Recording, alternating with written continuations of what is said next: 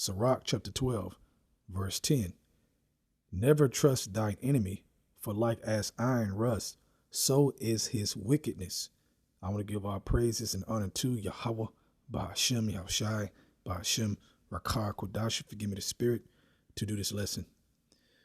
This will be a very short lesson / commentary on the new movie of the Planet of the Apes called The Kingdom of the Planet of the Apes. All right. And if you're familiar with these movies or with this line of movies, it goes back to years ago, man, back in the day.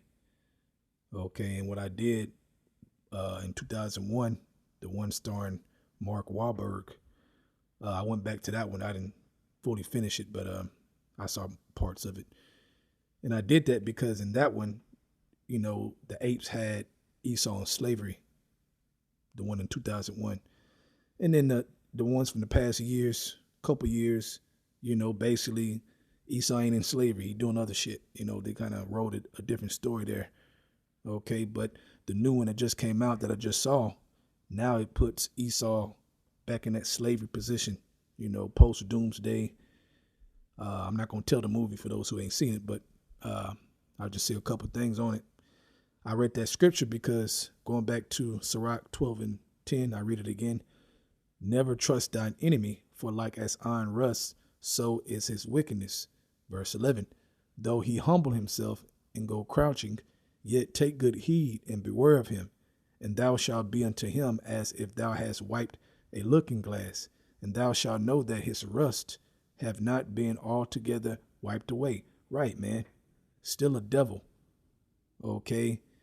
Now, the one in the new movie that's in charge, that's the new head of all the apes, he has the mindset of building the kingdom up, right? Building the kingdom up and keeping these devils in slavery because they're no good. They're evil. They're beasts. They need to be in slavery. Okay. That was his mentality. But like I said, in the past couple, I should say, 3 Planet of the Apes, it's always at Uncle Time. Always at Uncle Time to try to trust the enemy. And that's what you see in the past couple of them, leading to now trying to trust the enemy and let the devil in. But you can't trust the devil, man. Okay. And you know they talking about Jake making fun of us. And I said it because when I went back to the one in 2001 with Mark Wahlberg, first of all, you got the 8 women wearing lace fronts. Okay. That's one clue right there. All right. And then there was a scene where it looked like a smoke in the sky, fire, like a chariot was zipping by. And right away it cuts to one of the apes on his knees praying. Okay. Praying to the higher power. Like they got laws. They got a higher power. Basically the children of the mighty God. Okay. Basically calling us apes, man. You know, but just like in real life, you got Jake, you know, who basically want to save the devil and let him in and ruin everything for all the Jakes. He'll ruin it all. Okay, let's go back to Sirach, verse 12. Let's read verse 12. Set him not by thee, lest when he have overthrown thee, he stand up in thy place. Right.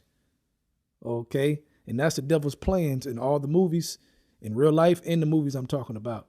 That was his plan the whole time, to overthrow him, man.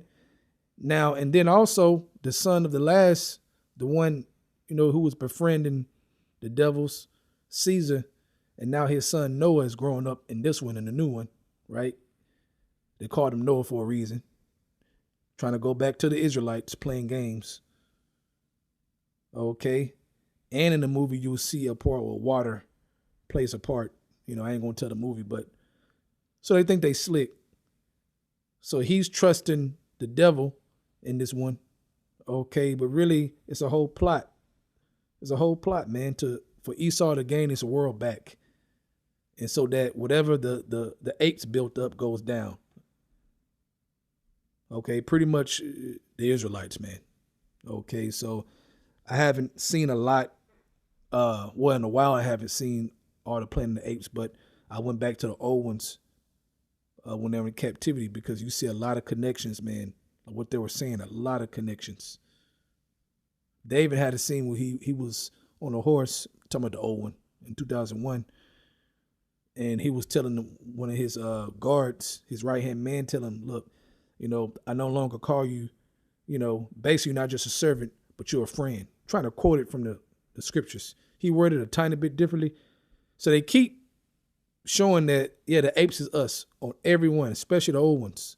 Let's read verse 13. Who will pity a charmer that is bitten with a serpent? Right, man, with the devil, okay? Or any such as come now wild beasts. Right, man. So if you playing with a real snake, a poisonous snake, well, then you stupid. We ain't gonna pity you. You a dummy. So you deserve what you get for playing with the serpent. Same thing with the physical human serpent, which is the devil, Esau, man. Same thing, man.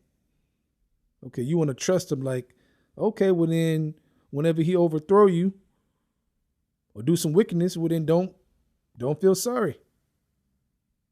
Okay, so it's funny how the ones they try to make the villain in the Planet of the Apes be the one in the right spirit, trying to keep the kingdom attached and keep the devil underneath. But anyway, so the movie was decent.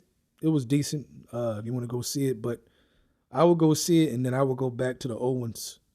Pretty much I would start with 2001, doing with Mark Wahlberg. I think that's a good start if you want to. So, but with that, just a quick lesson, man. Don't trust your enemy at all.